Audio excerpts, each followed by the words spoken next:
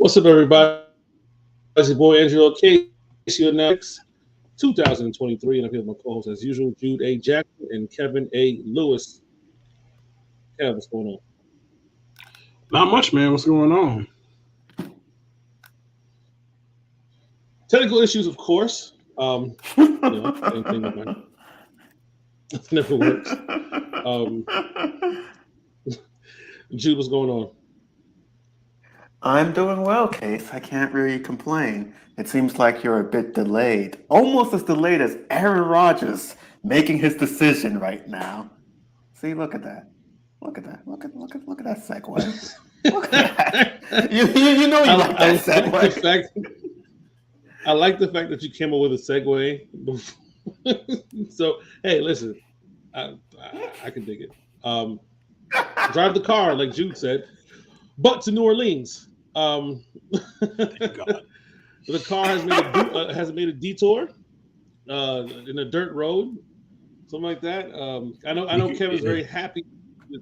Kevin's very happy with this. So, Derrick Carr today was announced to the New Orleans Saints for 150 million, 100 million guaranteed on a 4-year deal. Not a bad deal. Not a bad deal. Per Mike Garafolo, he gets 70 million effectively fully guaranteed, 60 at signing, another 10 in year 3 vesting. After year 1, Carr structures the deal, accommodates states cap issue. So, people say the cap isn't real, that the cap is cap. But I'm gonna let Kev get this all joined. A great conversation there. But I'm gonna let Kev start it off. How do you feel about Derek Carr not being a New York Jet? Fantastic. This is the best Jets transaction or non-transaction since Jamal Adams got traded. It's a beautiful day to be a Jets fan, for me at least. I can't speak for anybody else. There's a lot of panic and a lot of oh no, we missed out on Derek Carr, even though the Jets never actually made him an offer. But that's neither here nor there. I'm thrilled. I didn't want to root for that dude. I think he's a loser. So I'm good. Like, I'm all set. Like, I think he just I don't think he has the right mental state in some cases to be a high level potential Super Bowl winning kind of quarterback. Like, I think he is an oversensitive, mediocre quarterback. That's what I think about the guy personally. Like, and based on some of the shit you hear coming out of Vegas after he got benched, basically like 2 different coaches going out of their way to protect his feelings. Like, he's not a 32-year-old grown ass man. Like, I want nothing to do with this, and he's not good enough to overshadow any of this shit. And then on top of that, like, I've been Aaron Rodgers, a football player, is one of my favorite players of all time. Now, the other stuff is the other stuff, okay? Sure. But making Aaron Rodgers out to be the world's worst teammate, meanwhile, the other guy who everybody wants, at least most Jets fans want and have been on their hands and knees begging for, in the past calendar year, he got benched, took his ball and went home, then detoured to church and started taking passive-aggressive shots at the Raiders, who A, drafted him, and B, gave him gobs and gobs of money to be wildly mediocre for almost a decade. Jeez. And this guy is now like, and I got to hear all of this, he just needs a change of scenery, and he is mentally strong. He's a leader. And it's like, what kind of leader dips on his teammates because he lost his job?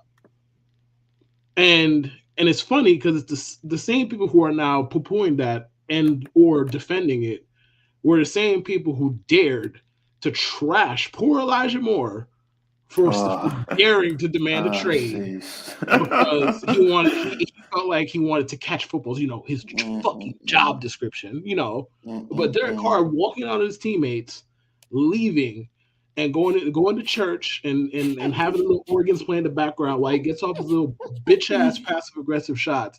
That's cool though. Derek Carr is a weenie. Like I said what the fuck I said. Yes, I called him a weenie. He's a fucking weenie. It's good the Jets don't have him. And quite frankly, the type of shit that people are begging for is the type of shit that Mike McCagnon would have done. Mike McCagnon would have gave Derek Carr $200 million 24 hours into free agency. 24 hours, no, that's free agency. 24 hours after he got cut, you'd have heard Mike McCagnon is getting on the jet to go to Derek Carr's house. He got the French truck. He got strippers. He got everything. He gave Derek Carr fucking everything. Giving Derek Carr a contract while you got a first ballot walk-in Hall of Famer and Lamar Jackson situation's unsettled is fucking organizational malpractice. I'm just begging y'all to want some more for yourselves. Begging, just want some more for yourselves. Oh no, Derek Carr is unavailable. What are we gonna do? You might end up with Jimmy Garoppolo, so you might end up more fucking mid. What's your plan? Miss on mid to get more mid. Okay, so we all got mid. What's your point? You're telling people to stand up, Kev. Stand up. Yes, stand up, please. Have some respect for yourself. Could we end up without Derek Carr? We might win 16. Bro, they won 7 games with me and you playing quarterback last year. What's the difference?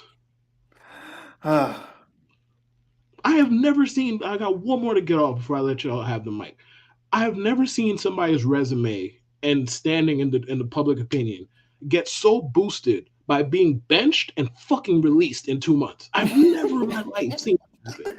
Benched and released in a league where we got people talking about Daniel Jones making $45 fucking million. The Raiders released this man with no plan. They're just like, I don't know what the fuck plan A is, but you ain't it. That's what the Raiders told us. You working for this man. Have some fucking respect. Jesus. Go on. Have fun. Enjoy. Have the mic. Wow. I don't know how I can top that. I will say a couple. It's going to be very, very hard to. I'm going to say a couple of things. A, with Derek Carr, I mean, I would have been fine with him here. I mean, I just want to get into playoffs. I don't care who it is. I would have been fine with him here. But a part of me, well, a large part of me agrees with Kev that I'll probably be rationalizing him for some reason and making excuses. So I'm glad I don't have to do that. If Aaron Rodgers comes here, you can't make excuses when someone's actually good, and Aaron Rodgers is actually good. So I wouldn't be making excuses. I mean, I probably wouldn't like him all that much personally, but I can deal with that for his on-the-field play. The one thing I will say that's funny today is some people were judging Woody Johnson today, of all things. There was a report from one fantasy football writer, Matthew Berry or someone like that. They were like, Woody Johnson really wants Aaron Rodgers, but some of the people in the front office want Derek Carr, and they feel forced to make Aaron Rodgers. There was a particular line, they were like, they would be okay with Aaron Rodgers, but, and it's like, you're saying but like the guy's a scrub, and he's just like some random homeless guy from Penn Station, just random free agent. It's like, dude, this is Aaron Rodgers. And if Woody Johnson wants him, good that he wants Aaron Rodgers. You know why? Because several years ago, almost, what was it, 2023? Let's see. 11 years ago, almost 11 years ago to this date, we had to sit here and watch Woody Johnson say, you can't have enough of Tim Tebow. And people ate that up, and the media ate that up. Everyone ate that up. And 11 years later, there's some growth. There's some character development. You can't get this for an Emmy. Last of Us, Game of Thrones, whatever. You can't get this shit off of these Emmys, right? Off these TV shows right now. There's some character growth. He wants Aaron Rodgers. He's going to medal for Aaron Rodgers. Who the fuck cares? If you're medaling for Aaron Rodgers, fine. I don't care. If the front office doesn't like it, well, A, the front office, they don't have enough room to talk about quarterback evaluations right now. And B, if you don't like that part, like, and I got Dan, like, and I love Dan, but we all know how much of a optimist, let's put it that way, Dan is. Yeah. And he's like, what makes you think that the fantasy football writer will have intel? Okay, fair question. Mm-hmm. Now, Joe Douglas and company twerking for a mediocre quarterback, would that really surprise anybody, though? Jokes aside, really, would that shock anybody? Would them being like, oh, we want Derek Carr after their evaluations on the 2020 quarterbacks? That's not surprising. I'm not surprised to hear that shit. Exactly. So if Woody Johnson wants to meddle and get Aaron Rodgers, please, meddle away, please, do whatever. I mean, he made the Johnson & Johnson vaccine, so maybe Aaron Rodgers will hold that against him, but give him a little bit extra money to make up for that, okay? And that's it for me. But yeah, we're no longer driving the car. We're instead Amen, bro. entering the darkness. Amen. For Amen. Case, you got something to Listen, say? I do, but I have technical issues, so hopefully everything comes out clear. What I'm about to say. I think it's a lot of reaction by the media. Blatt had a article out.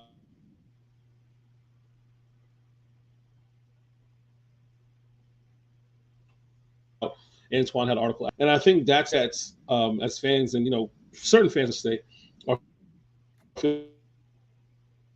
feeling Hmm. like, listen, if we don't get Aaron Rodgers, and it's for me, it's like I said, this is a possibility in the Discord that maybe if they do it or not, I don't know. I can't call that for sure, but one thing I do know with this whole situation, it can get nasty really quick. That's one thing I know. It could get nasty really fucking quick, and all it takes is Aaron Rodgers to say nope, or another team to come in with more compensation, and it's an entire shit show, and like that. It can get real nasty real quick. That's all I know. It's now the whole thing with Woody stumping for Aaron Rodgers, stuff like that. I mean, why wouldn't you? It's Aaron fucking Rodgers. Why wouldn't you stump for Aaron Rodgers? It makes why wouldn't you? Is that a great plan in with more context? No, but I hope the plan C is better than the plan B. Because if the plan B was Carr, right, and the plan A is always Rodgers, I hope people are hoping that plan C is Lamar, which automatically turns into like plan A. But sorry. But other than that, I mean, it is what it is, man. Like the first domino drop is Carr. Carr's going to the Saints. The money wasn't that crazy.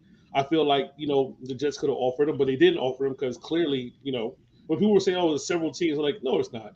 No, there's not. There's not several teams looking for Carr. It's Carolina, it's Jets, and the Saints, and it's not Carolina because the Carolina is not assembling that type of staff to bring on Derek Carr. That was just what it was. It wasn't assembling that type of staff to bring on Carr.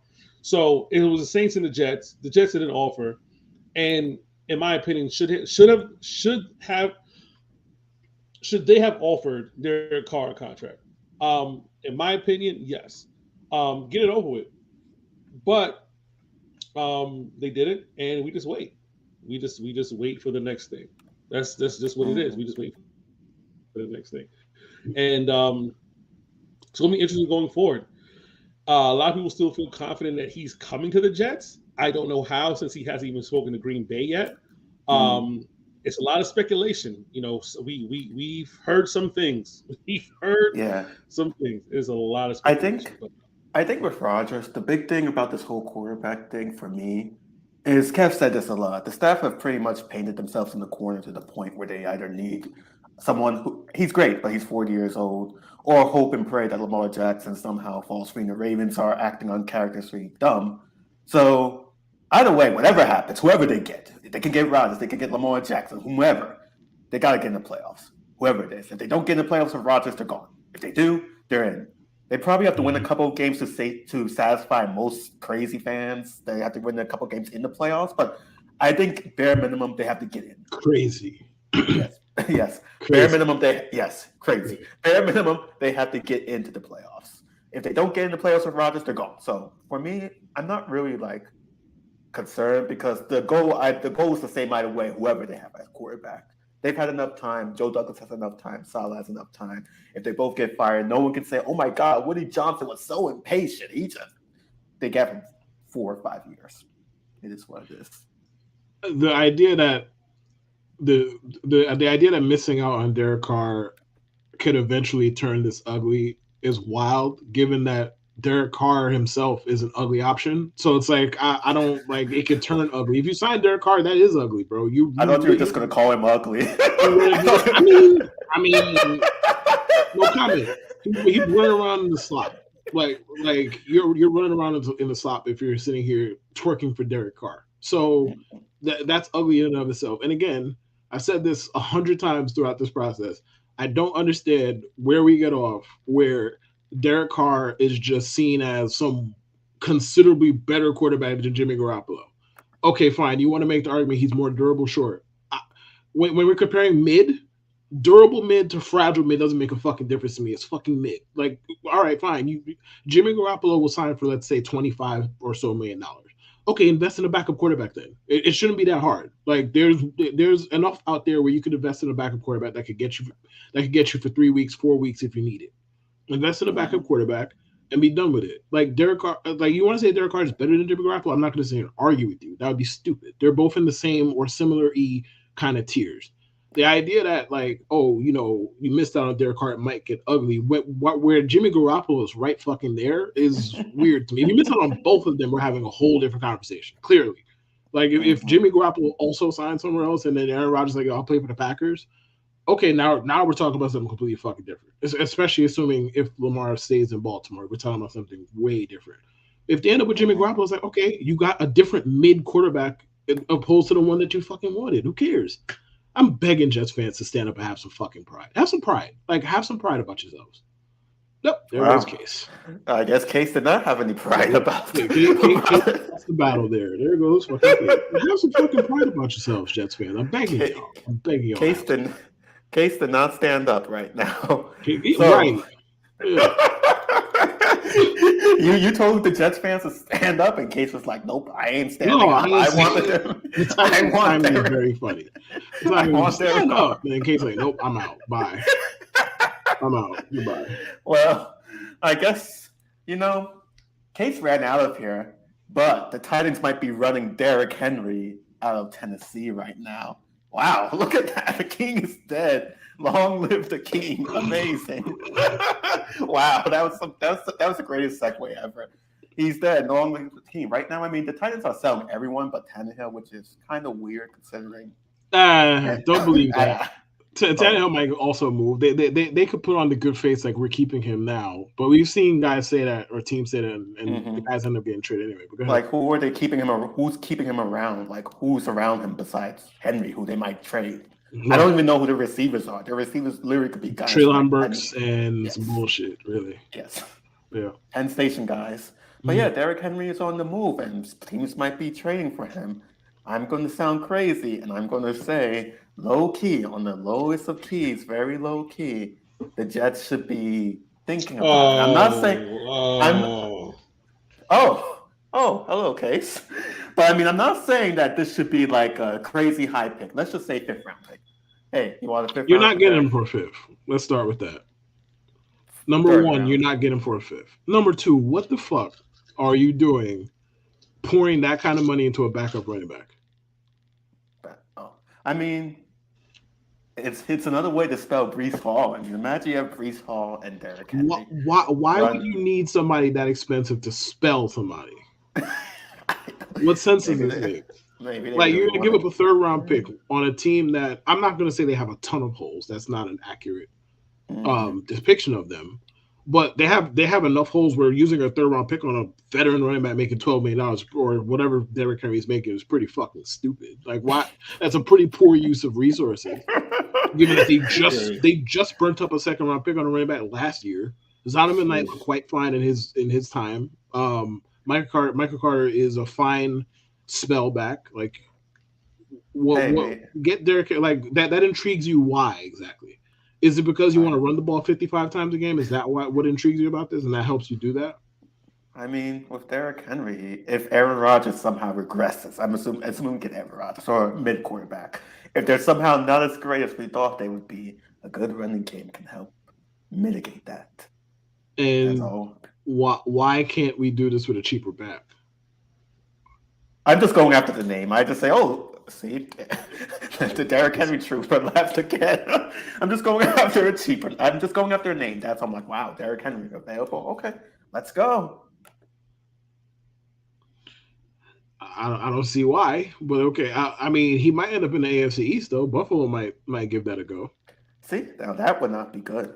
But I would laugh personally because I don't think he's making that big a difference for them. Because if they don't want to run the ball, what the fuck difference does it make who they have? Like if you don't want to run the ball, and quite frankly, listen, I don't know about anybody else. I'd rather the football in Derrick Henry's hands than Josh Allen's. I realize that Josh Allen can be mistake prone. Like I get it, and I'm not saying that Yes. you got to go out there and throw the ball 80 times a game. On and on. Listen, I'm watching the Jets and Bills game, and they hand the ball off to Derrick Henry. I'm breathing a sigh of relief. Like no disrespect. I mean, he's good, sure. That's the far lesser of two evils, to me at least. And if they want to spend $15 million on Derrick Henry, please go ahead, Buffalo. Please go do it. That's a good point. I mean, that's definitely a good point. I mean, I was just enamored by the name. I'm like, oh shit, Derrick Henry's available. Let's just Joe Douglas just see what the fifth rounder does. Just start with the fifth round to see if they're stupid enough to take it. If they are, great. That's a fifth round. I gotta say, we get a blurb that the Jets have traded for Derrick Henry. I'm coming on this podcast livid. We get that kind of fucking report. Just trade for DeAndre Hopkins if you're gonna do that. Oh, yeah. Trade for Mike Evans if they make him available instead of trading for Derrick Henry. What are we doing here? You have Breece Hall. You just drafted him. What's like? We don't need a backup running back for $14 million. Is there concern about him coming back from an ACL though? I know that sounds cliche, but is there someone? No, there should be. Oh, okay. There should be.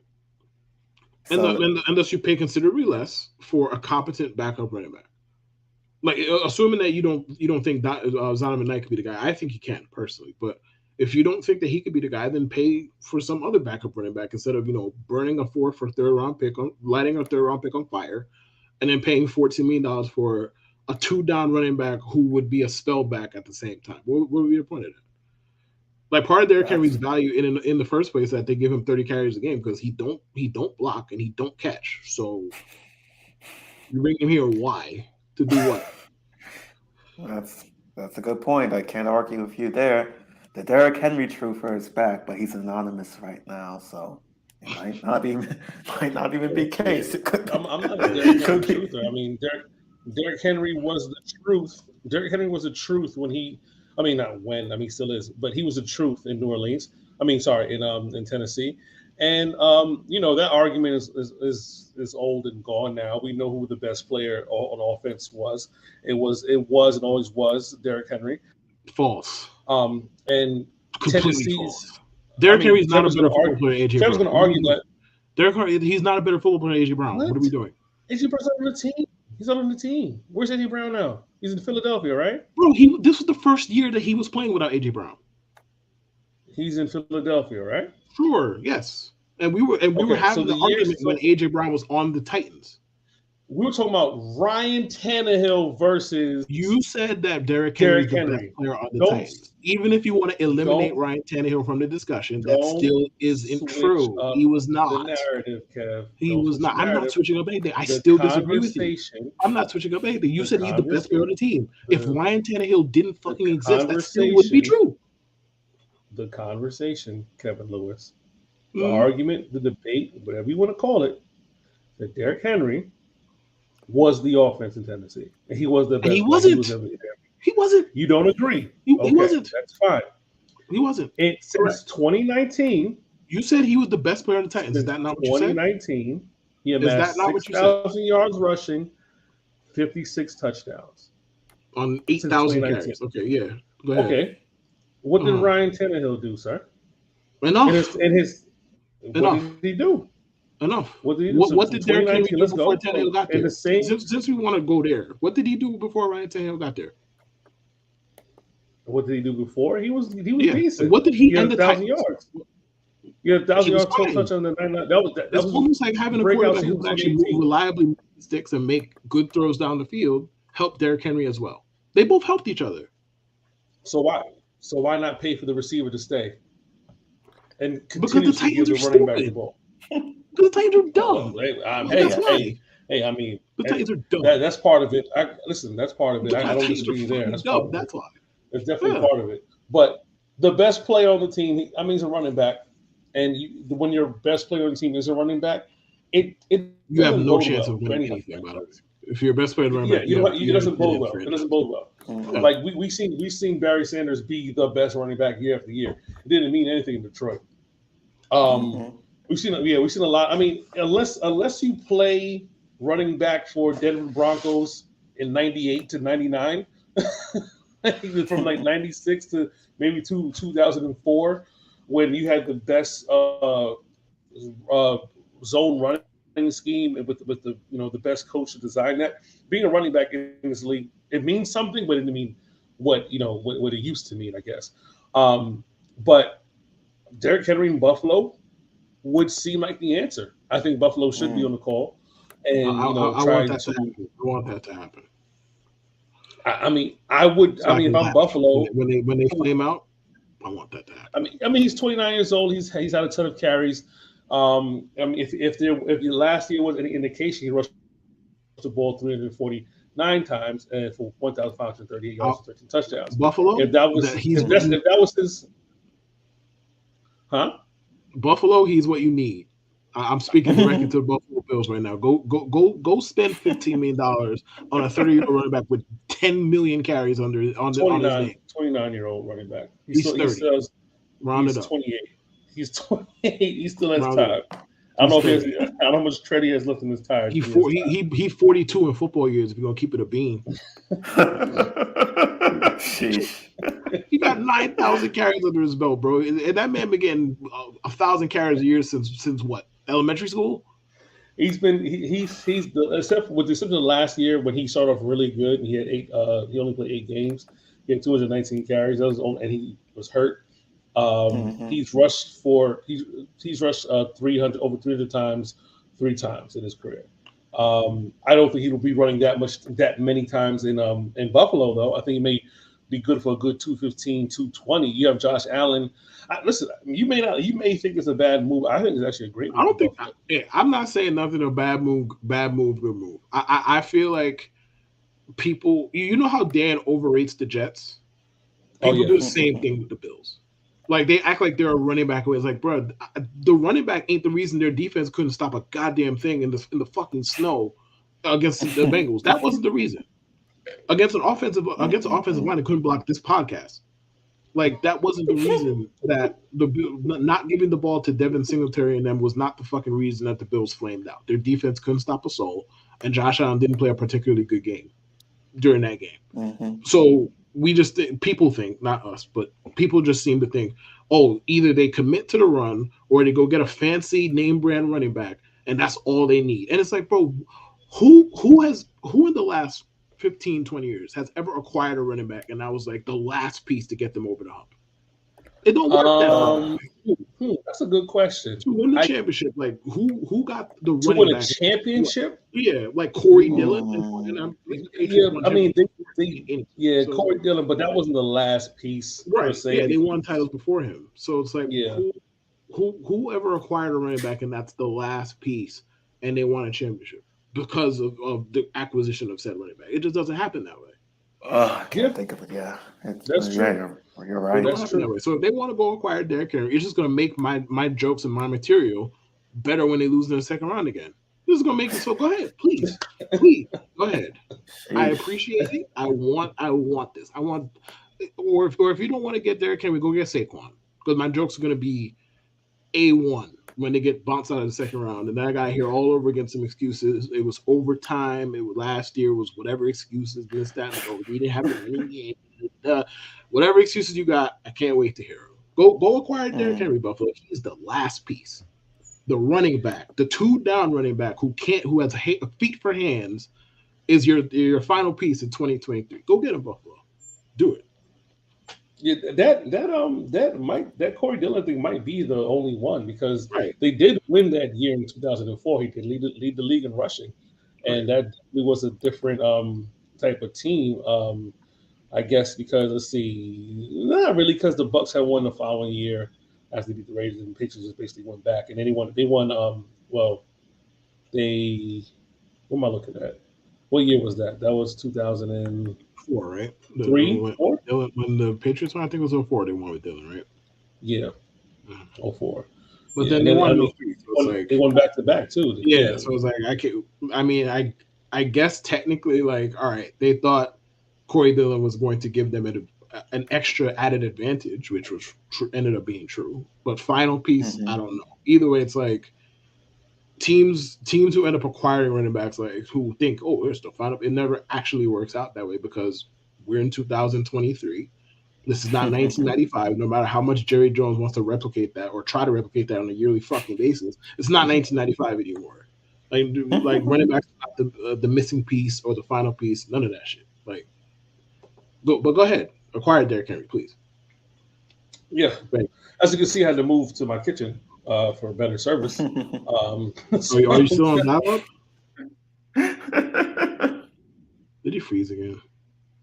Damn, you bullied him so much he froze for the fourth time. Listen, bullshit. Yeah. Whoever runs this, they deserve to get a shot. And Jesus Christ! Wow, that's wrong. I mean, I had, and I have a little bit more.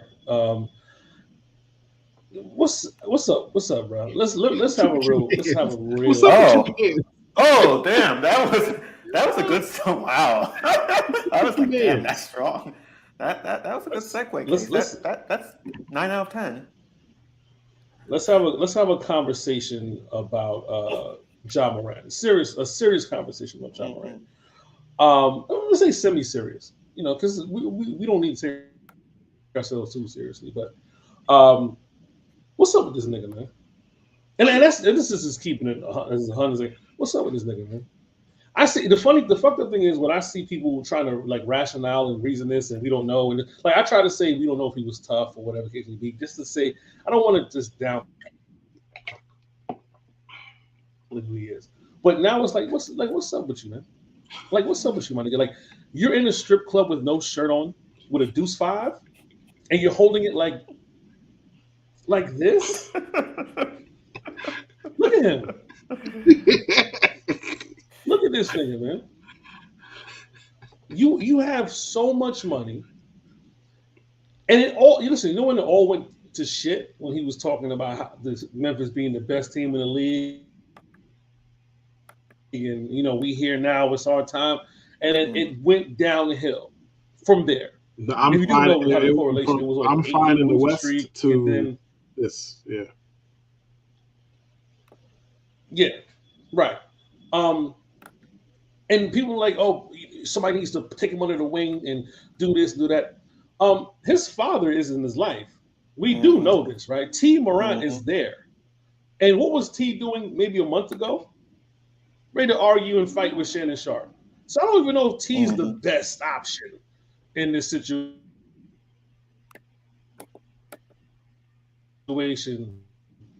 to save young Ja. In this situation. Niggas can't be helped. You feel me? That's some niggas can't be helped. And your mother told you about them niggas. Yo, listen. Get from around them niggas. Because they them niggas gonna get you in some shit. That's stay from and that's Ja's the problem. Ja's the problem. Ja, you're a basketball player. You're an NBA superstar. You make millions of dollars, and you are statistically speaking on an anomaly. You're not supposed to be where you're at, black man, but you're here. And so you're making the best of it. Everything else is bullshit. The funniest thing in the tweet that you should have had up there, this dumbass Paul Pierce was like, as a person who's gotten stabbed, blah, blah, blah. We don't know what Ja's going through. I know he gets stabbed eight times in his back, Paul. I know that. And I know Paul's throwing up them bees. I know that. Now, the way Ja's moving, he may get stabbed up. And I think it's best for you is Paul should have been best for you to say, when I was young and dumb and reckless, and they put them pokes to me. You know what I mean?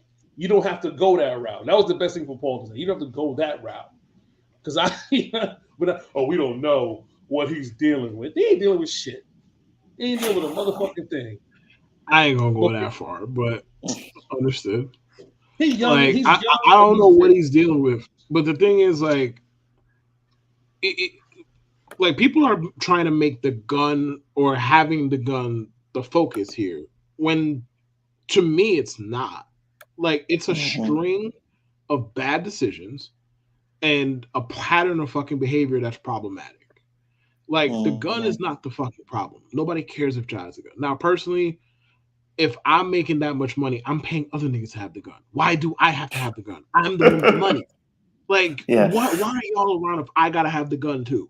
What's your point? What's your purpose? I'm the one who's hooping, bro. Why do I have to also have the strap? Why I gotta have the blicky too? Y'all the ones. I'm the one hooping. Like I'm the one hooping. But the problem is now there might be actual NBA related ramifications. Like whatever problems Ja is going through or he's addressing, good on him. Like I hope he gets whatever help he needs. I don't even know what he's actually addressing because from my vantage point, this looks like he's a moron. But that's neither here nor there. I don't know what he's actually addressing. But there could be NBA related ramifications. Like we talk all this about the team this, the team that, team player this, team player that, win this, win that. Bro, the man might get suspended 50 games because he had a fucking gun on the team plane. Allegedly, he might have had a gun on the team plane. That seemed like the most likely. That seemed like the most likely alternative here because A, they were not in Tennessee. B, what the fuck did he do? Run up and take somebody's gun and pose with it? Like that doesn't seem likely to me. But I don't know how these new niggas get down. So maybe he did. Maybe he took Ricky's gun from across the bar and was posing with it. Why that be the case? I have no fucking idea. The most likely scenario is he took his gun on the team plane to another fucking city, and that in essence might cost the Grizzlies a chance at competing for a championship. Yeah, like that is secondary here. Yes, understood. But trying to make it about, oh well, y'all just mad that a black man got a gun and is protecting himself. Nobody's mad. We're mad at him for being an idiot, bro. Like if he wants to protect himself, fine. That's how he feels. And if there's some anxiety that's making him act stupidly, okay, then fine. We're having a different conversation. But nobody's mad that the man has a gun. Nobody cares about that. We've all seen guns before.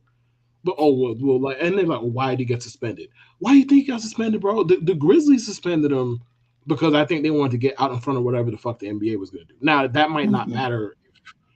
It's proven that he actually had the gun on the plane. None of this matters. But I think they were trying to get out in front of it. But why they suspended?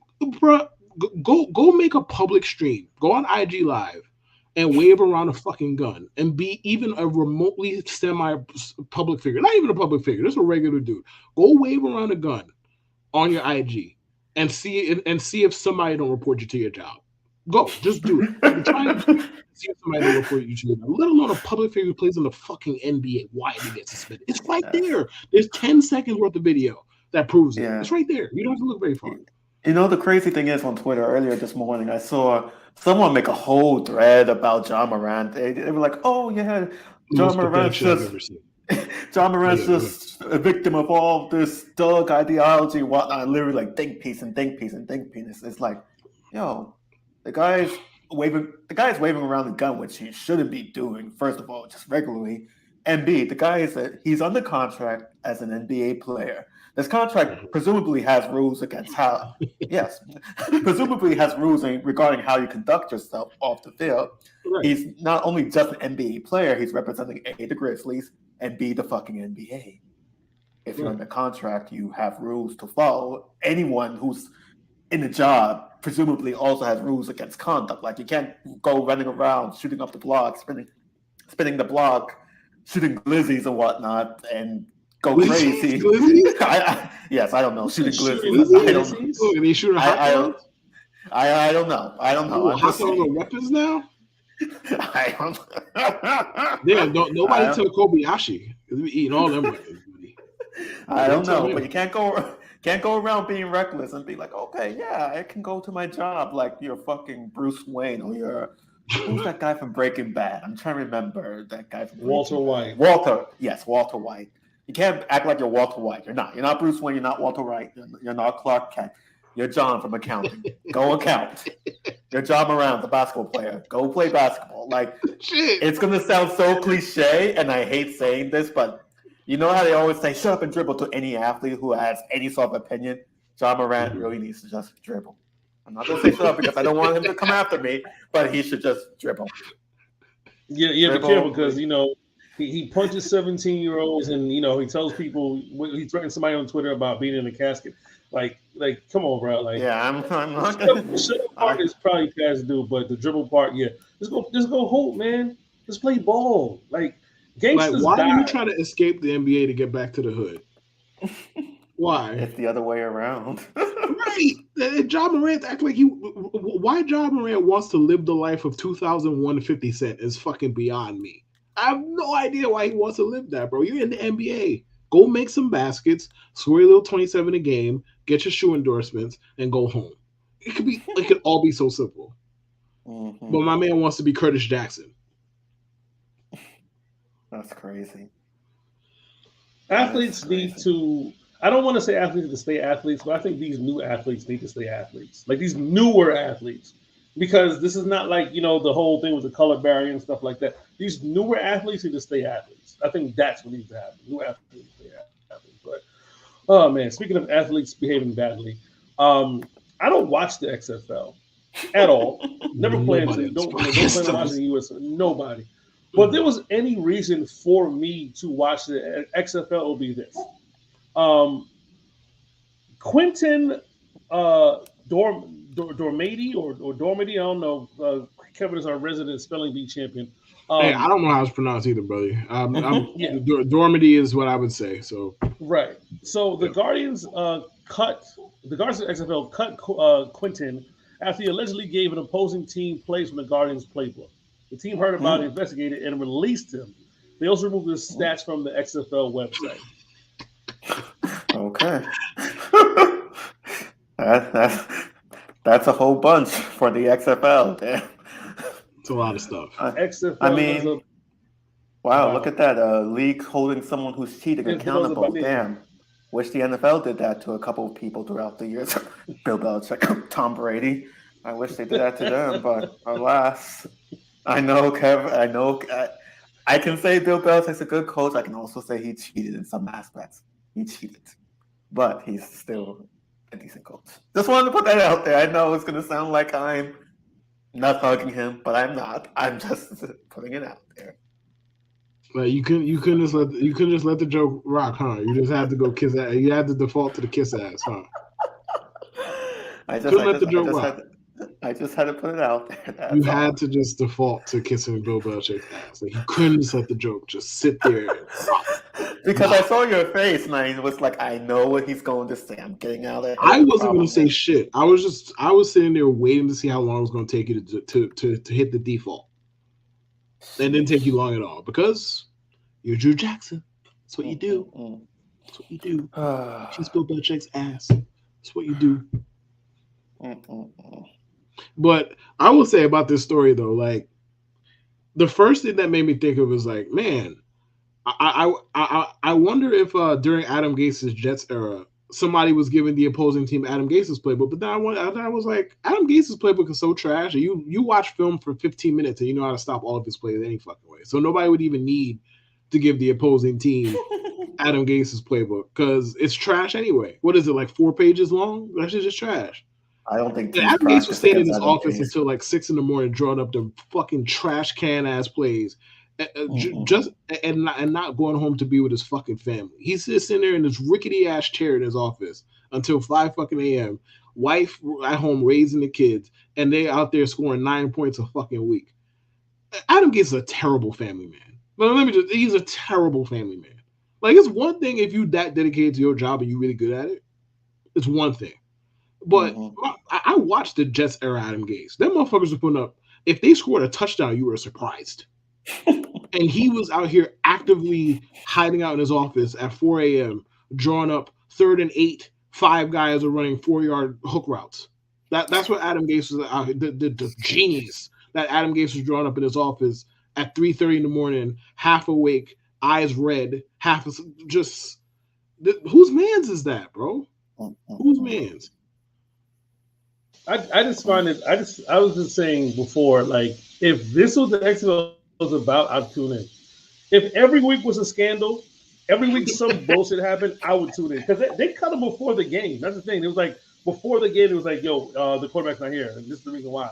Because he literally like was like, I don't know what drove him to do that. Maybe he was, I don't know if he was a backboard starter or whatever, but I don't know if he's in some gambling debt or something like that. But I want the backstory. Like I want this to be a lifetime film. Like I want Quentin's life to be like lead up to this one point where he ends in the XFL and decides to like hand over a playbook to the opposition, and I want that to be the precursor to the movie, and then they flash back like 10 years when he was like a high school stud or some shit like that, and then going forward like, yo, this is where he fucked up at. But there's no reason to watch XFL outside of if you're depraved of football, and I'm not. I'm sorry. Like there's enough off-season chatter going around for me to miss football and wait for September. But there's really no reason. But this is a reason. This is straight out of BET's The Game. Like this is just one of those things. Like that's true. Yo, like this is one of those things. Like yo, somebody's handing over a playbook for it's the XFL.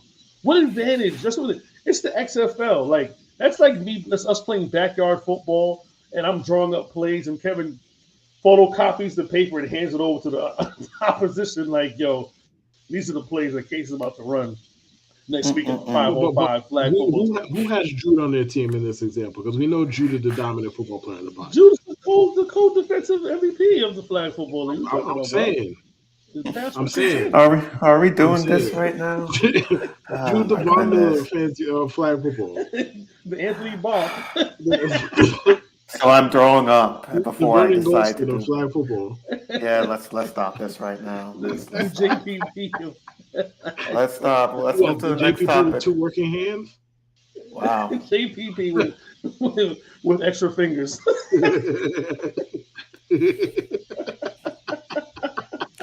Yeah, this XFL thing, it's kind of, I don't get why he would go through all that trouble of doing that for the XFL. It's like no one cares if you win or lose. You're probably going to still get paid the same either way. So it's like no one's watching, no one cares. Why are you going through all this trouble of who's really betting on the XFL like that? I mean, I know it's offered, but it's like who's really like, oh my God, I gotta go right now to the XFL. I don't know. So it's like it's not even surprised. There are some crazy things. But it's like you'd be surprised. There's not that much of a golf and don't watch golf. Like you'd be surprised. I've seen people bet on esports, which is interesting in itself because it's not even regulated. So it's like, okay. But with that, it's just like with XFL, it's just like there's no one watching it. There's not many people betting on it. So it's like, who are you doing this for? Are they paying? I hope they're paying him under the table for all of that. If they're not, then it's just like, what was the purpose of that? Why did you cheat? Why? That's all I have to say. But esports, and Jude, at least esports is real money being made, unlike the XFL. Like esports, these guys are really getting big checks. So I understand that. I mean, people bet on national spelling bees. The whole betting, what's the bet on? Like that's just degenerative behavior. But my thing is, like to your point, is what was the reason? It's like the Cardi B thing. What was the reason? What was the reason? But see, now I want to know. And I'm gonna say this. I believe that this was intentional. I believe the XFL needs ratings, and somehow they have to get people to want to watch or invest at least something into this. And they should go with this. XFL should turn into Blitz the League.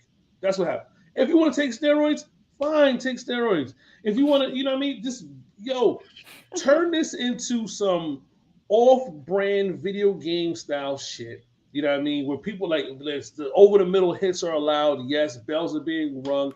Because if it's not a shit show, there's no reason to watch it. Because when it first started years ago, maybe the NFL plucked a couple of guys, but nobody cares. Somebody asked me, is the XFL an NFL developmental league? I don't even know if XFL is affiliated with NFL. The one thing I'll say the XFL is doing good right now is that kickoff rule. I like the kickoff rule. I like that. I would like to see that in the NFL where they're lining up. Like I think maybe 5 yards apart, and then it's like a punt across, and then it's, you know what I mean? So there's no running impact, whatever. I think that would make the NFL fun. I think they should put that in the Pro Bowl or something like that. Like, I like the ideas that XFL are trying to implicate to change the rules and change the safety, but also make it watchable. Like, so if you got guys lining up on the the 45 on each opposite side, and they're just like, yo, the Mhm. punt is up, and they're running 5 yards into each other, which will instead of running from 25, 50 yards apart. I think that kind of has like a little appeal to it. But other than that, I haven't watched anything. It's just the Mm. story that came across. It came across my desk, and I said, "Kev, we got to talk about this dude." But yeah, this is really not much to talk about. I mean, you Past know a that, bit about, for someone who doesn't know the XFL, you know quite a bit of the rules. He knows Are more you? than me, buddy. Are you? because I don't know shit. because there's one thing I'll say I that think that's XFL has. that's as far as it goes. But yeah, go ahead. Right, but the one thing I say with XFL is the certain gimmicks I feel like are fun, but the kickoff rule was a practical rule, and so I was like, hey, this actually makes sense, and I think the NFL should consider that. Like, you want kickoffs to be fun. Remember, special teams is not the same. We had Mike Weststuff on the show. He tells the whole thing, and even when last year there was like 3 total returns, like 2 punt returns and 1 kick return, and then Mhm. playoffs we had 2 from the 2 in the Bills game, whatever, but yeah, it's not the same. They should try to find a way to spice up returns. Imagine if they did kick returns, but it was like 7-on-7. And at any point in time, a kick could be returned because it's just less people on the fucking field. Mm. And you got to put your best people, your best tacklers, and your best return. Imagine it was that. There wasn't no big beefy dudes just like, yo, I'm going to put my best guys back here. Make it fun. You know what I mean? Make it fun. And it gets points. It puts points on the board. You know what I mean? Do something. But this next topic is really funny.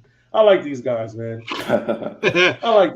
There's look at the romance. Like this is great. This is funny. Find somebody who look at you like that. This is funny. And the reason why it's funny for many reasons. I don't know when. We know when it happened. Not this particular incident, but I think maybe 2 seasons ago they were just yapping back and forth. But I don't understand the why. Like, why are Devin Booker and Luka getting into these whole shit talking incidents? I think Kevin knows better than me, so I'm gonna let Kevin talk about it. I feel like they're just 2 hot-blooded competitors who just don't really fuck with each other. I don't think there's anything super complicated about it. Like, they just, during the playoffs last year, they got into it a bit.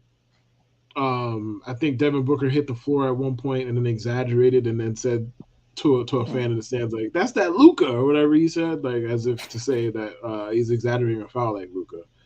And then Luka hit him with the smile face during the Game 7 blowout. It just feels like they're 2 hot-blooded dudes who just don't fuck with each other.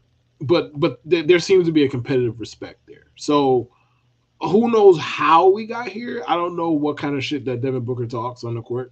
I imagine he got to talk a lot of shit because he was talking a lot of shit back when the Suns were shit, and he was still talking a lot of shit. So maybe that's what's going on here. Either way, I really enjoy the back and forth. I enjoy the feud between them. It's fun. I don't think it's going to be as fun for Luka this time around if they play in the playoffs. I think they get washed, but I enjoy the feud.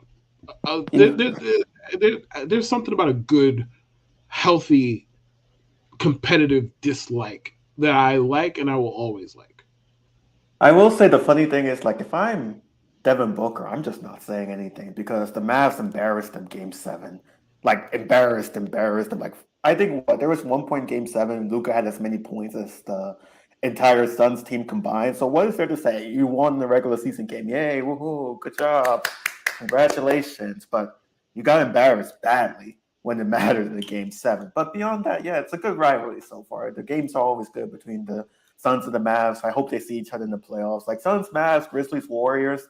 Like, you need more rivalries like that. People get tired of the Lakers and Celtics or the Knicks and the Celtics or stuff like that. You need some more interesting rivalries, particularly out in the West. I feel like the West doesn't really have as many rivalries as compared to the East. Like, yeah, you have LeBron versus Steph, and then you have maybe Lakers, Clippers, if that's a rivalry these days. But beyond that, there isn't really anything that's like, oh, damn, this is must-see TV. So we're seeing it now a little bit with Grizzlies, Wolves, Grizzlies, Warriors, and now Suns, Mavs. So there's a little something there brewing with the young players. So that's good to see. That's my thought. Yeah, it's not a classic feud.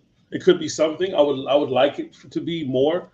Because it's just funny. It's like Kev says, it's two guys who just are super competitive with one another. But I mean, feuds are normally hot blooded, so we're gonna go around our and quote some of our favorite ones. My absolute all time favorite one was Mike Piazza versus Roger Clemens. That was so fucking great. It was a great feud because Mike Piazza was absolutely shelling Roger Clemens every chance he got. I believe it was like 3 home runs, like, and one of them was a grand slam or something like that. Like he was just teeing off on Roger Clemens until that one series when Clemens threw everybody, like, it was highly anticipated. They felt like Piazza was going to go deep on him again, and they knew he had his number. I think, and Clemens threw the ball, and Piazza's bat broke, and the ball was trickling down third, and the barrel of the bat ended up headed towards the mound, and Roger actually caught it in his glove, and he took it and he threw it at the ground towards Piazza. Piazza stops his trot to first, and he walks over to Roger like, "What's up?" And Roger makes the weakest excuse. He said, "I thought it was the baseball." So I was like, "So you thought it was the baseball, so you threw it on the ground towards him instead of just saying, 'My bad,' Bro, he threw it towards the dugout. What the fuck is he talking about, bro? Like, he thought it was the ball. What? How did you think it was the ball? You're throwing it towards Joe Torre. How does that make sense? What part of that makes sense? Yo, but they didn't. And then, of course, he got plunked. Didn't Clemens hit him in hit him? Did Clemens hit him? Clemens hit him in the head. That was before Yeah. this, though. Yeah. It was the same season, but like June. Yeah, Clemens had caught him like on top of the helmet. Yeah, and that's what made this. I mean, obviously, besides the throwing the bat, that's what that's part of what made this a big thing, is because he hit him in the head in June. Right, and he hit, and people felt like he hit him in the head because Piazza was teeing off on him every chance he got. And Roger Clemens is Roger Clemens. He was known for throwing at people, so it wasn't exactly an unrealistic reach to make. Right, and they listen. They didn't make. Was no secret they didn't like each other. Piazza for obvious reasons. He didn't like him. Like, you threw a fucking 96 miles per hour fastball at my head, and you know how dangerous that could be. But yeah, that's one of my favorite all time sports feuds. So one of my favorite feuds. Yeah, Kev. Drew, go ahead. Go ahead. It's probably Jim Harbaugh versus Pete Carroll when that rivalry in Seattle was really something. Because I mean, they had that bad blood when they were in college and everything, but in the NFL, I feel like every time, like especially early on when both teams were really good, it just seemed like their handshakes were like almost as good as the game. Many times you just want to say, "What's Jim Harbaugh going to do? Is he going to passive aggressively hug him? Is he just going to push him? Is he just going to give him a quick handshake and move on?" Like, that shit was always funny. Honestly, just the feud between like the Niners and the Seahawks during that time as well. Like, that shit was funny. You had Richard Sherman taunting Harbaugh. You had Harbaugh whining and complaining about everything. You had Russell still being corny. And you had it was fun. Legion of Boom doing anything. It's a pretty fun rivalry / feud. So I'd say that's one of my favorite feuds. Another one of my favorite feuds is probably Adam Gase versus actually having a good offense. That's must see. That's a must see feud every time it happens. That's a good one. That's a good one. I thought you were say something else. That's a good one. Fuck Adam Gase. I'll mention two.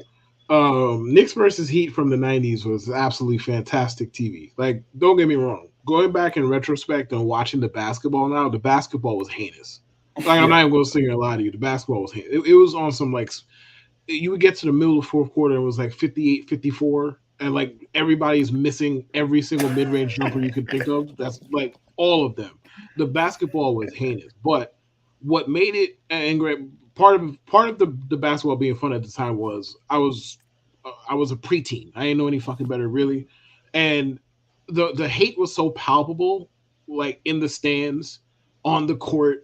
When Jeff Van Gundy's hanging on to Alonzo Mourning's leg for dear life, the hate was so palpable that it made the basketball better, even though the basketball was solid mid. Okay, so like that was, and like Alonzo Mourning and Larry Johnson had the little history, and then in the fourth quarter of a game 3, like they just randomly started throwing punches. It was fantastic television. Like that rivalry for 5 years was one of the best that I've ever seen. And the second one, and this is right up my alley because I love petty. Ken Griffey Jr. versus the Yankees is the pettiest shit you'll ever see. Because, Jude, I don't know if you know the background, but Ken Griffey Jr.'s dad used to play for the Yankees. So at one point, I want to say, I don't know what year it was. It's probably in the 80s. It's definitely in the 80s. Yeah. So Ken Griffey Sr. is, just chilling in the dugout. His son, Junior, is in the dugout with him. And then George Steinbrenner apparently comes down or sends security down like, hey, like no kids in the dugout. So Griffey Sr. is just like, all right, I'm not going to fight you on this. And then he tells Junior, he's like, before you leave, look at third base. And Greg Nettles' kid was taking grounders at third base. Meanwhile, they were telling Junior to get the fuck out the dugout. Mm-hmm. And then they had a documentary about Seattle's wild card victory in '95. Yes, a whole documentary about a wild card. Yeah, I'm not bitter or anything. Anyway, they had a whole documentary about this. Whatever. They had a documentary. They had Griffey spoke through a lot of it. Whatever. And they brought this up, and they had a clip from him inside Yankee Stadium signing autographs for fans. And a fan is like, "Come to the Yankees, bro." And Griffey's like, "No." And then the fan said something else that was inaudible. And then Griffey's like, "Listen, if the Yankees were the last team to offer me a contract, I'd retire." The fan said something else, and he said, "If you don't believe me, you don't know me." That was such a fucking fire bar. So like that's the petty that I'm here for. And Griffey torched the Yankees, and I'm bringing this up knowing that Griffey torched the Yankees, and I still enjoy it because I love petty. How can I love petty and not love that? That reminds me of this one bar. I mean, it's kind of unrelated, but this random bowling guy that they always show, like, who do you think you are? I am. The best bar I've ever heard was like, hate me or love me. You're still watching. I'm like, damn. I feel like it was some random bowling guy, but it's like, hey. I think that's Phil Weber. Yeah. He's like, hate me or love me. You're still watching. I'm like, damn. You don't even know what to say. What are you saying to that? What can you even say? There's nothing to say. Like, damn. It's not Phil Weber. Is it Phil Weber bowling? Yeah, no. What's his name? Pete Weber. Sorry, Pete Weber. Yeah. Who do you think you are? I am. That was. Listen, man. That's the greatest moment. Because I think it was like he had the bowl strike for the win. And bowling is kind of like golf, where you kind of like you got to be, respectful and shit like that. He wore sunglasses. He wore loud shirts, and he talked the most shit ever. Like it was just a great moment. But yeah, man, that Griffey stuff was funny. Sports views are awesome. We did mention the Knicks, so we got to show some love, man. Knicks tape, 9 in a row. 9 in a row. Knicks have won 9 games in a row. They beat Boston in double overtime. Emmanuel Quigley had a career high of 38 points. He played 55 minutes and didn't look like he was at all tired. At one point in time, because Brunson got hurt, so he had to step up and play. But at one point in time, it's like there's no way. Like he was not coming out that game at all. The Knicks almost had 3 guys in with 30. RJ Barrett had 29, Julius Randle had 31, and Quigley had 38. So if RJ Barrett was better at free throws, he would have had 30. He would have. If there's one thing Tibbs loves to do, if there's one thing Tibbs loves to do, it's play under minutes. 51 minutes, he was like, damn. And this went to triple overtime. He was like, you're staying out there for 60 minutes, 70 minutes. Like, damn. Hey, man, the first page of Tibbs' coaching manual, the last line, you can rest when you're dead. Like that's what it says in the first page of Tibbs' coaching manual. You can rest when you're fucking dead. Because giving Emmanuel Quigley 0 minutes off the court in the entire second half and overtimes of a March regular season basketball game is insane. I don't care what they say. Yeah, they won the game, and Quigley's like 24. 53 minutes is insane, and no break at all is it's madness. It worked out for them. They won the game, and good for them. It's been a great week for the Knicks, man. Like it's been a great week. They smacked around the Nets. They beat the Celtics twice. They got Jason Mhm. Tatum so out of his element. He got kicked out of a basketball game, which was funny. Mhm. They beat the Heat at the buzzer. We got a Mike Breen double bang on Friday night. That was fucking Yes. fantastic. Yes. One of 5 that Yes. Mike Breen has ever let off, which shocked me. Like Yeah. Mike Breen has seen every kind of basketball game you could ever imagine, every kind of dramatic 3-pointer you could ever imagine. He only let off 5 double bangs. That's kind of unbelievable statistic to me. But good for them. Good for the Knicks, man. Emmanuel Quickly, he's going to make himself a lot of money. He's a really good, solid NBA player. He's going to make himself a lot of money. Jalen Brunson happened to be out yesterday. They still won. Jalen Brunson is the best acquisition the Knicks have made since like Latrell Sprewell. So good for the Knicks on that front. Julius Randle, I'm still concerned about him come playoff time. So because if you're going to telegraph your offense in the way that the Knicks do, like the Knicks offense is so isolation heavy. And you're gonna send extra guys at Julius, like how he's gonna respond to it. If he responds well, the Knicks could do some stuff. The Knicks could present problems for teams, but you have the occasional spins into turnovers that Julius really likes to do, and that would give me pause. But the Knicks are a tough out. Yeah. It feels like with Julius Randle, the one thing I've noticed is that in a couple of the Knicks tight games so far, when there's like a couple of seconds left, you know who the ball's going to. You know how the ball's probably going to get there. And it's like they still do it every single game, like tight game. It's going to go to Julius. Like RJ Barrett, Emmanuel Quickly had 38 points? And somehow RJ Barrett had a good game, but still went to Julius. And then Julius had a good game too. Like, don't get me wrong. Julius is having a much better season this year than last year. But it's just like you want to diversify things a little bit. The Knicks have had a very impressive month. This is the 3rd time they beat the Celtics these past few weeks, right? They had that other double. 3 times they beat the Heat twice. Yeah, like that's impressive because they're undefeated where it counts. Yeah, because they wouldn't do this last year. Like last year, they were not doing this at all. So to see them doing it this year, it's pretty interesting to see. I always like Quickly. I feel like Quickly is such like a good, scrappy. I know I'm using a white adjective for a black player, but a good scrappy. But I like that because we don't have to use fucking scrappy for every white player that's ever existed. You know what I mean? Like black players can be scrappy too. Yeah, like he's just a good scrappy player. Like he comes in and gives energy off the bench. He should have been playing a lot more these past couple of years than he actually has been. So it's good for him to really. It's funny he's getting a shot in a year where the Knicks actually have some great guard play from Brunson, but him as a 6th man coming off the bench playing point guard and shooting guard at times. You know, sometimes he plays point guard, sometimes he plays like a small 2. But the fact that he had to play point guard last night and played well, shot well from the field. To your point about Randle, though, he quickly took over the end of he scored 7 points in I think the second overtime.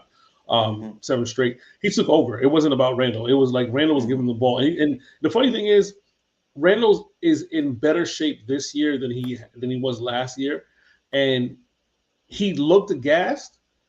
By the time the second overtime came up, and Quickly just looked like, yo, I can go 3 or 4 more quarters if I had to. Like Quickly just looked like he was ready, and everybody just got out of his way. And a lot of big. The Mitchell Robinson had some big offensive rebounds late. It was a solid game. It was back and forth too. At one point, the Celtics had the lead, then the Knicks came back, and the Knicks had the lead, and the Celtics came back, and the Knicks had the lead again, and blew a 7-point lead in the fourth quarter with about like a minute and change left, and then overtime, which Horford shouldn't have been open for that 3-pointer, but Mitch had kind of slagged off to keep Tatum from going to the basket. I'd rather have a 2 than a 3. Clearly, but I have a couple of questions. They ran the similar play to try to win the game. I have a couple of questions since you guys both follow the Knicks more heavily than I do. Like, what do you think their ceiling is this year? Like, what in terms of like playoffs? What do you think their ceiling is? A tough second round. Fourth seed. I agree with Kev. Tough second. Somebody say Eastern Conference Finals. Like, please let's not do this. It's one of those things where like, yo, if like the Knicks already did their.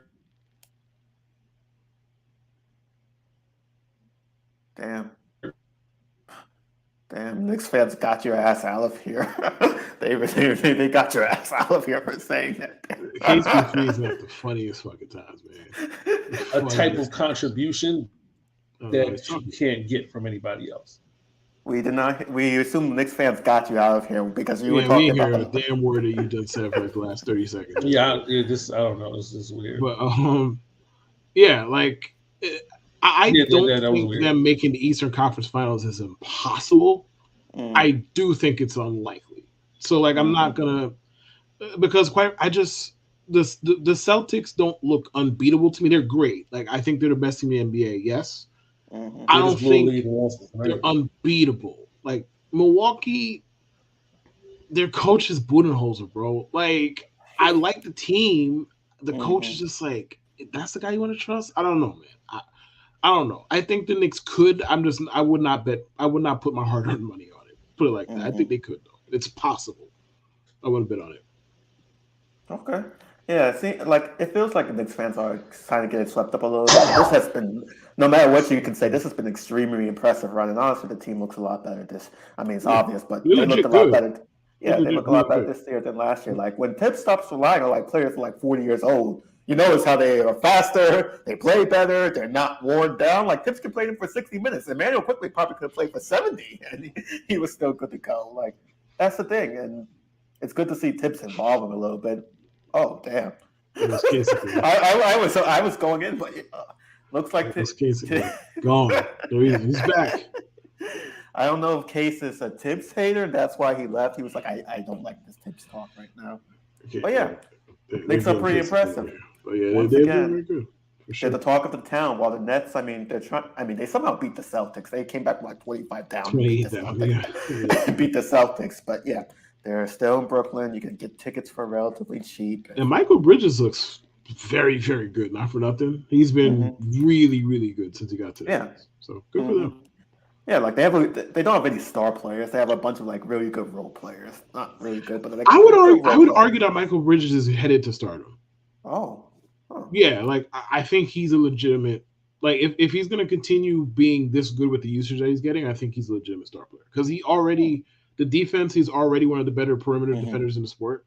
So if he's going to give you 26, 6, and 4, like I'm not calling him Kawhi, but that's Kawhi-like production is what I'm saying. So then that's a star player.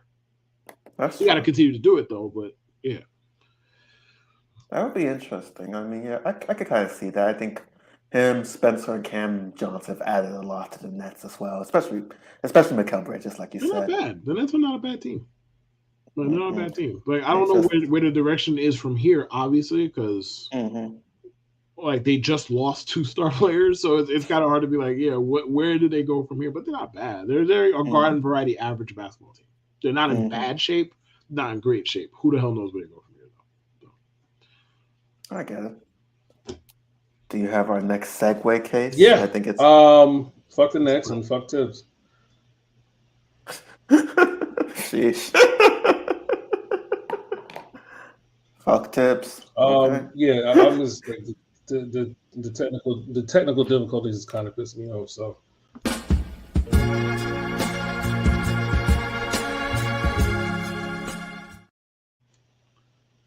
Judes Grooves. We are replacing pro tips tonight. A very special segment known as Judes. Shout out to Mike. NY Jets New York Jets fan. Was it NY Jets fan, Mike? Yeah. Shout out to NY Jets fan Mike. Make sure you follow him on Twitter. He was the one who won the contest to name this segment. So this segment is officially up to him. I sent him a care package of the middle initial podcast, baldest podcast in the game merchandise. So you got the mug, the hoodie, and the something else, mug, hoodie, and the diecast sticker. So shout out to New Jersey NY Jets fan Mike. And of course, like I tell everybody, if you want to be down, you gotta join the Discord. So make sure you join the Discord. And participate in our conversations and stuff like that. And win some contests, man. Win some free swag. You win a Joe Namath guarantee shirt. Maybe we'll have an Aaron Rodgers one coming. Well, it looks like Case is facing some difficulties again. So I guess it's time for Cameron. And there's a lot of coming in here. So let's try. I'm going to try my best. Verse 1, Cameron. Huh. My dick hard as a motherfucker. You don't what? Tell that shit to another sucker. What I look like. I ain't no sucker, mama. Come on, fuck the drama. Fuck that. Pet kiss of death. A little puckerama. Little puckerama. I'm so active. You being so drastic. Got something for your face. Fuck proactive. I'm a pro at this. Round the globe atlas. But I need to know, ma. You're gonna suck it or what? Baby girl, I'm in love with the twat. Missionary, back shots, pop it off, rock it off. I tell you right now, my cock is soft. What I want, head before and after. What's that? Top it off.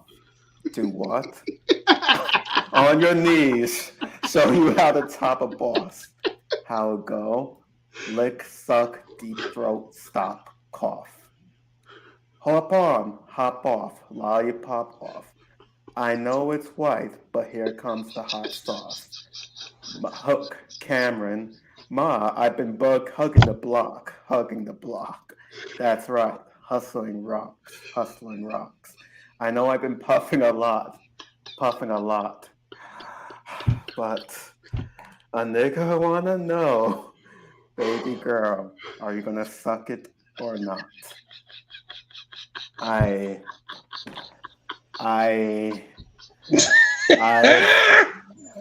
have so many questions from that.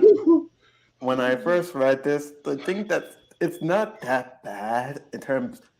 The thing that's most egregious is that last line. I know it's white, but here comes the hot sauce, and it's just so egregious because I'm just thinking to myself, like, I'm obviously not in that position. I'm not. I just want to know, and maybe if you're gonna come on, do you want it to be hot? Like, do you want that? I mean, I'm legit wondering. Like, do you want it to be like? Why are you describing it as hot sauce? Like, I mean, every negative connotation with sex has to do with like, oh, you have a fire crotch. Oh, you're burning up. Your pee's burning. You have an STD.